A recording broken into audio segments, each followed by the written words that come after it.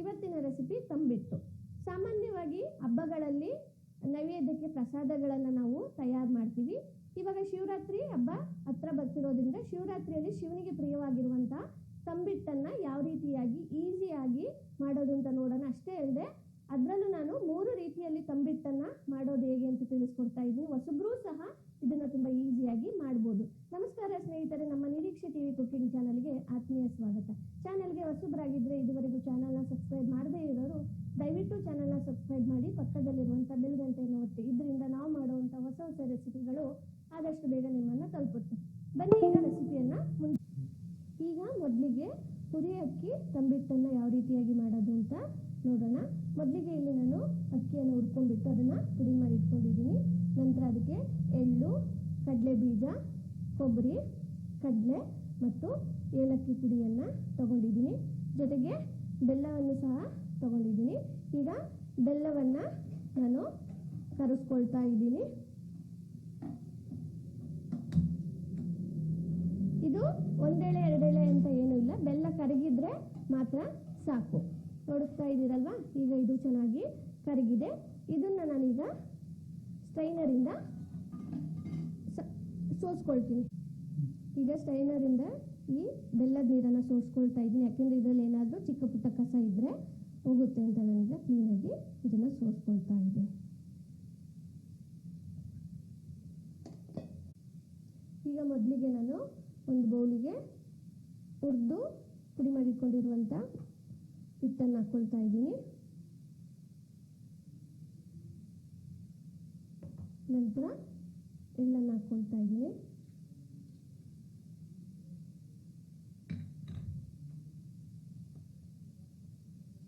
ಕಡಲೆ ಬೀಜನ ಸಹ ಹಾಕ್ಕೊಳ್ತಾ ಇದ್ದೀನಿ. ಕಡಲೆ, ನಂತರ ಸ್ವಲ್ಪ ಕೊಬ್ಬರಿ ಪುಡಿ.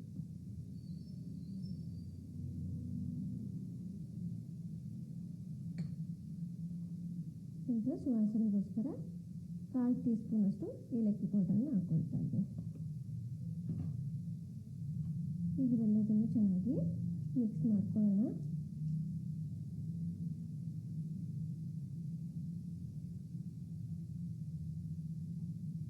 ಈಗ ಇದಕ್ಕೆ ನಾವು ಕರಗಿಸಿಟ್ಕೊಂಡಿರುವಂಥ ಬೆಲ್ಲದ ನೀರನ್ನು ಸ್ವಲ್ಪನೇ ಹಾಕ್ಕೊಂಡ್ಬಿಟ್ಟು ನಾವು ಇದನ್ನು ಕಟ್ಟಬೇಕು. ಒಂದೇ ಸತಿ ಹಾಕ್ಕೊಳ್ಬೋದು, ಯಾಕೆಂದರೆ ತೆಳ್ಳಗಾಗೋಗ್ಬಿಡುತ್ತೆ. ಅದರಿಂದ ಸ್ವಲ್ಪನೇ ಹಾಕ್ಕೊಂಡ್ಬಿಟ್ಟು ನಾವು ಇದನ್ನು ಮಿಕ್ಸ್ ಮಾಡಿಕೊಂಡು ಮಾಡಬೇಕು.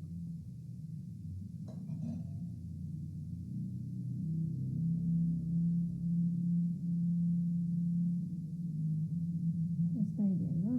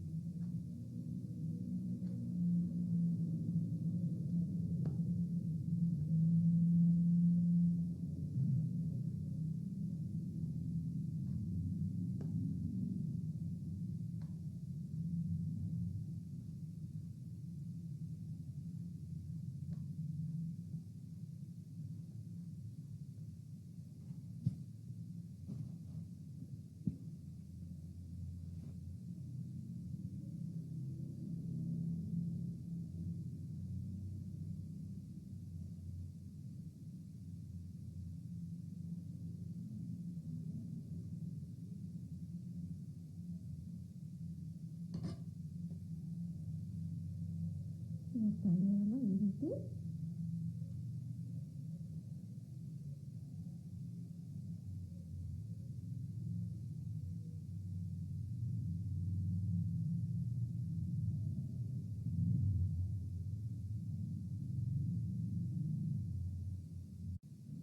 ನೋಡ್ತಾ ಇದ್ದೀರಲ್ವ ಸ್ನೇಹಿತರೆ, ಎಷ್ಟು ಈಸಿಯಾಗಿ ನಾವು ಈ ಉರಿ ಅಕ್ಕಿ ತಂಬಿಟ್ಟನ್ನು ತಯಾರು ಮಾಡ್ಬೋದು ಅಂತ. ಹೊಸಬ್ರು ಸಹ ತುಂಬ ಈಸಿಯಾಗಿ ಇದನ್ನು ಮಾಡ್ಬೋದು.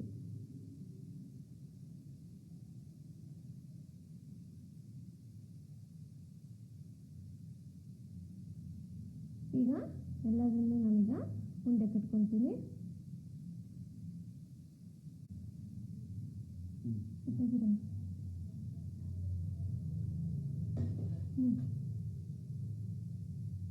ನೋಡಿದ್ರಲ್ವಾ, ಈಗ ಮೊದಲನೇ ರೀತಿ ಉರಿ ಅಕ್ಕಿ ತಂಬಿಟ್ಟು ರೆಡಿಯಾಗಿದೆ. ಈಗ ನೆಕ್ಸ್ಟು ಎರಡನೇ ರೀತಿಯಾಗಿ ಯಾವ ರೀತಿಯಾಗಿ ಮಾಡೋದು ಅಂತ ನೋಡ್ಕೊಂಬರೋಣ. ನೋಡಿದ್ರಲ್ವಾ ಸ್ನೇಹಿತರೆ, ಈಗ ಎಲ್ಲವುಗಳನ್ನು ನಾನು ಉಂಡೆ ಮಾಡ್ಕೊಂಡಿದ್ದೀನಿ. ಮೊದಲನೇ ಥರದ ಉರಿದಕ್ಕಿ ತಂಬಿಟ್ಟು ರೆಡಿಯಾಗಿದೆ. ಈಗ ಎರಡನೇ ಥರದ ತಂಬಿಟ್ಟನ್ನು ಯಾವ ರೀತಿಯಾಗಿ ಮಾಡೋದು ಅಂತ ನೋಡ್ಕೊಂಬರೋಣ. ಈಗ ಎರಡನೇ ಥರದ್ದು ಹಸಿ ಅಕ್ಕಿ ತಂಬಿಟ್ಟು. ಇಲ್ಲಿ ಈ ಹಸಿ ಅಕ್ಕಿ ನಾನು ಈ ಅಕ್ಕಿಯನ್ನು 2 ಗಂಟೆಗಳ ಕಾಲ ತೊಳೆದ್ಬಿಟ್ಟು ಪುಡಿ ಮಾಡಿ ಇಟ್ಕೊಂಡಿದ್ದೀನಿ. ನಂತರ ಇದಕ್ಕೂ ಸಹ ಎಳ್ಳನ್ನು ಬಳಸ್ಕೊಳ್ತಾ ಇದ್ದೀನಿ. ಕಡಲೆ, ಕೊಬ್ಬರಿ, ನಾನು ಏಲಕ್ಕಿ ಪುಡಿ ಬಳಸ್ತಾ ಇದ್ದೀನಿ. ಕಡಲೆ ಬೀಜ ಮತ್ತು ಕರಗಿಸಿ ಇಟ್ಕೊಂಡಿರುವಂಥ ಬೆಲ್ಲದ ನೀರು. ಈಗ ಮೊದಲಿಗೆ ನಾನು ಒಂದು ಬೌಲಿಗೆ ಈ ಪುಡಿ ಮಾಡಿ ಇಟ್ಕೊಂಡಿರುವಂಥ ಅಕ್ಕಿ ಹಿಟ್ಟನ್ನು ಹಾಕ್ಕೊಳ್ತಾ ಇದ್ದೀನಿ. ಇದನ್ನು ನಾನು ಪುಡಿ ಮಾಡಿ ಸಾಣಿಸಿ ಇಟ್ಕೊಂಡಿದ್ದೀನಿ. ನಂತರ ಇದಕ್ಕೂ ಒಂದು ಚಮಚ ಎಳ್ಳನ್ನು ಹಾಕ್ಕೊಳ್ತಾ ಇದ್ದೀನಿ. ನಂತರ 1-1.5 ಚಮಚದಷ್ಟು ಕಡಲೆ ಬೀಜನ ಹಾಕ್ಕೊಳ್ತಾ ಇದ್ದೀನಿ. ನಂತರ ಕಡಲೆಯನ್ನು ಹಾಕ್ಕೊಳ್ತಾ ಇದ್ದೀನಿ. ಕೊಬ್ಬರಿನೂ ಸಹ ಹಾಕ್ಕೊಳ್ತಾ ಇದ್ದೀನಿ. ನಂತರ 1/4 ಟೀ ಸ್ಪೂನಷ್ಟು ಏಲಕ್ಕಿ ಪೌಡರ್ನ ಹಾಕ್ಕೊಳ್ತಾ ಇದ್ದೀನಿ. ಮೊದಲಿಗೆ ಇದನ್ನು ಚೆನ್ನಾಗಿ ಒಂದ್ಸತಿ ಮಿಕ್ಸ್ ಮಾಡ್ಕೊಳ್ಳೋಣ.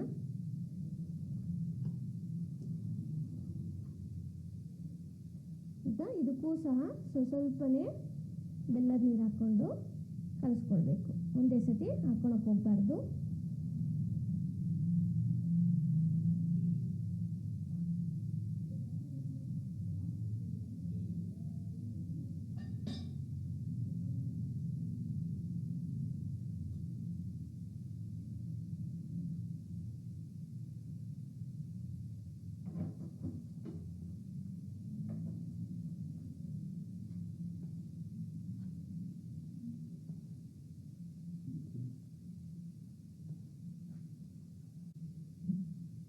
ಈಗ ನಾನು ಇದಕ್ಕೆ 1 ಸ್ಪೂನಷ್ಟು ತುಪ್ಪವನ್ನು ಹಾಕ್ಕೊಳ್ತಾ ಇದ್ದೀನಿ.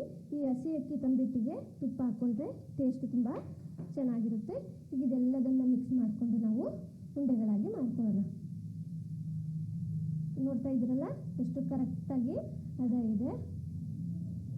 ಈಗ ಇದನ್ನು ನಾವು ಉಂಡೆಗಳಾಗಿ ಕಟ್ಕೊಬೇಕು. ನೋಡ್ತಾ ಇದ್ದೀರಲ್ವ ಎಷ್ಟು ಚೆನ್ನಾಗಿ ಉಂಡೆಗಳನ್ನು ಕಟ್ಬೋದು ಅಂತ.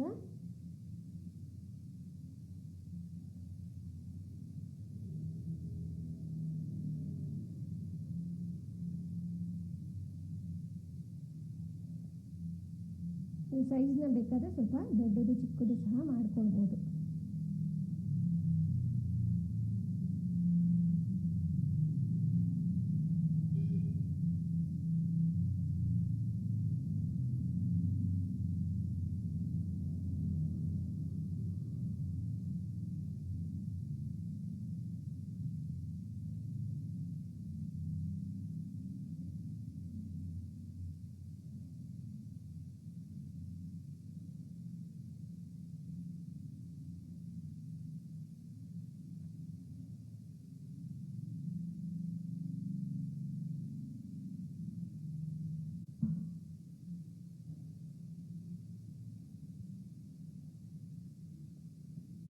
ನೋಡಿದ್ರಲ್ವ ಸ್ನೇಹಿತರೆ, ಎಷ್ಟು ಚೆನ್ನಾಗಿ ಹಸಿ ಅಕ್ಕಿಯಿಂದ ನಾವು ತಂಬಿಟ್ಟನ್ನು ತಯಾರು ಮಾಡಿದ್ವಿ ಅಂತ. ಈಗ 3ನೇ ಥರದ ತಂಬಿಟ್ಟನ್ನು ಯಾವ ರೀತಿ ಮಾಡೋದು ಅಂತ ನೋಡ್ಕೊಂಬರೋಣ. ಈಗ 3ನೇ ಥರದ ತಂಬಿಟ್ಟನ್ನು ಯಾವ ರೀತಿ ಮಾಡೋದು ಅಂತ ನೋಡ್ಕೊಂಬರೋಣ. ಇಲ್ಲಿ ನಾನು ಕಡಲೆ ಪಪ್ಪನ್ನು ನಾನು ಇಲ್ಲಿ ಪುಡಿ ಮಾಡಿಕೊಂಡು ಸಾಣಿಸ್ಕೊಂಡು ಇಟ್ಕೊಂಡಿದ್ದೀನಿ. ನಂತರ ಇದಕ್ಕೂ ಸಹ ಕಡಲೆ ಬೀಜನ ತಗೊಂಡಿದ್ದೀನಿ. ಏಲಕ್ಕಿ ಪೌಡರ್ನ ತಗೊಂಡಿದ್ದೀನಿ. 1-2 ಸ್ಪೂನಷ್ಟು ಎಳ್ಳನ್ನು ತಗೊಂಡಿದ್ದೀನಿ. ನಂತರ ಕೊಬ್ಬರಿ ತುರಿನೂ ಸಹ ತಗೊಂಡಿದ್ದೀನಿ. 1-2 ಸ್ಪೂನು ಕಡಲೆಯನ್ನು ತಗೊಂಡಿದ್ದೀನಿ. ನಂತರ ಬೆಲ್ಲನ ಕರಗಿಸ್ಕೊಂಡು ಇಟ್ಕೊಂಡಿದ್ದೀನಿ. ಈಗ ಮೊದಲಿಗೆ ನಾನು ಒಂದು ಬೌಲಿಗೆ ಈ ಕಡಲೆ ಹಿಟ್ಟಿನ ಪೌಡರ್ನ ಹಾಕ್ಕೊಳ್ತಾ ಇದ್ದೀನಿ.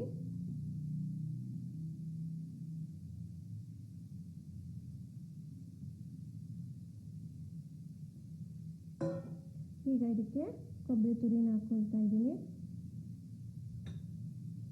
ನಂತರ ಕಡಲೆನ ಹಾಕ್ಕೊಳ್ತಾ ಇದ್ದೀನಿ, ಎಳ್ಳನ್ನ ಹಾಕ್ಕೊಳ್ತಾ ಇದ್ದೀನಿ, ಕಡಲೆ ಬೀಜನ ಹಾಕ್ಕೊಳ್ತಾ ಇದ್ದೀನಿ, ಒಂದು 1/4 ಟೀ ಸ್ಪೂನಷ್ಟು ಏಲಕ್ಕಿ ಪೌಡರ್ನ ಹಾಕ್ಕೊಂಡ್ಬಿಟ್ಟು ಮೊದಲಿಗೆ ಇದನ್ನು ಚೆನ್ನಾಗಿ ಮಿಕ್ಸ್ ಮಾಡ್ಕೊಳ್ಬೇಕು.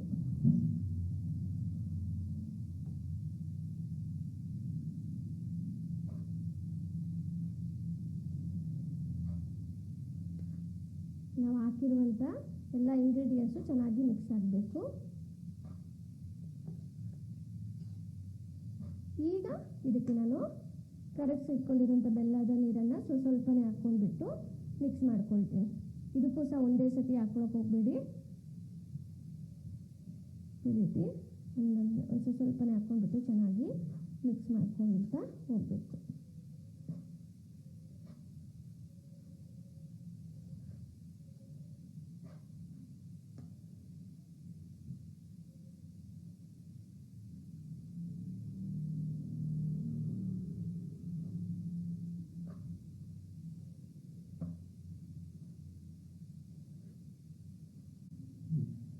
ಈಗ ಇದನ್ನು ನಾವು ಉಂಡೆಗಳಾಗಿ ಮಾಡ್ಕೊಳ್ಳೋಣ. ನೋಡ್ತಾ ಇದ್ರಲ್ವ ಎಷ್ಟು ಈಸಿಯಾಗಿ ನಾವು ಇದನ್ನು ಕಟ್ಕೊಳ್ಬೋದು ಅಂತ.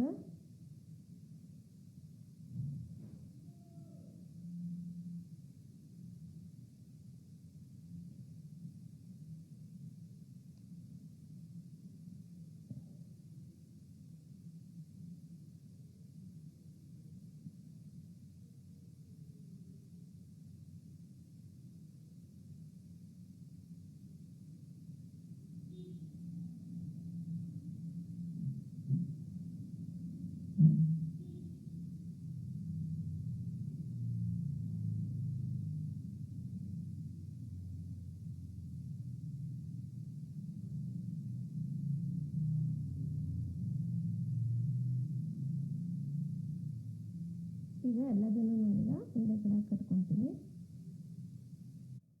ನೋಡಿದ್ರಲ್ವಾ, ಈಗ 3ನೇ ಥರದ ಕಡಲೆ ಹಿಟ್ಟಿನಿಂದ ಮಾಡಿರುವಂಥ ತಂಬಿಟ್ಟನ್ನು ಎಷ್ಟು ಈಸಿಯಾಗಿ ಮಾಡ್ಕೊಂಡ್ವಿ ಅಂತ. ಈಗ 3 ಥರದ ತಂಬಿಟ್ಟನ್ನು ಮಾಡ್ಕೊಂಡಿದ್ದೀವಿ. ಇದನ್ನು ಎಷ್ಟು ಈಸಿಯಾಗಿ ಮಾಡ್ಬೋದು ಅಂತ ನೀವು ನೋಡಿದ್ರಲ್ವಾ. ಈ ವಿಡಿಯೋ ನಿಮಗೆ ಇಷ್ಟವಾಗಿದ್ದರೆ ಈ ವಿಡಿಯೋವನ್ನು ಲೈಕ್ ಮಾಡಿ, ಶೇರ್ ಮಾಡಿ. ನಿಮ್ಮ ಈ ಲೈಕ್ ಮತ್ತು ಶೇರ್ಗಳು ನಮಗೆ ಇದೇ ತರಹದ ಹೊಸ ಹೊಸ ರೆಸಿಪಿಗಳನ್ನು ಮಾಡುವಲ್ಲಿ ನಮ್ಮನ್ನು ಉರಿದುಂಬಿಸುತ್ತೆ. ಸಾಧ್ಯವಾದರೆ ಕಾಮೆಂಟ್ ಸೆಕ್ಷನಲ್ಲಿ ನಿಮ್ಮ ಅನಿಸಿಕೆ ಅಭಿಪ್ರಾಯಗಳನ್ನು ನೀವು ತಿಳಿಸ್ಬೋದು. ಇನ್ಸ್ಟಾಗ್ರಾಮ್, ಫೇಸ್ಬುಕ್, ವಾಟ್ಸಪ್ ಚಾನಲ್ ಮತ್ತು ಸೋಷಿಯಲ್ ಮೀಡಿಯಾಗಳಲ್ಲೂ ನಮ್ಮ ನಿರೀಕ್ಷೆ ಟಿವಿ ಕುಕಿಂಗ್ ಚಾನಲ್ನ ಪೇಜಸ್ ಅವೈಲೇಬಲ್ ಇದೆ. ಅಲ್ಲೂ ಸಹ ನಮ್ಮನ್ನು ಬೆಂಬಲಿಸುವ ಮೂಲಕ ಸಪೋರ್ಟ್ ಮಾಡ್ಬೋದು. ಸರಿ ಸ್ನೇಹಿತರೆ, ಮತ್ತೊಂದು ಹೊಸ ರೆಸಿಪಿಯೊಂದಿಗೆ ಮತ್ತೆ ಸಿಗೋಣ. ನಮಸ್ಕಾರ.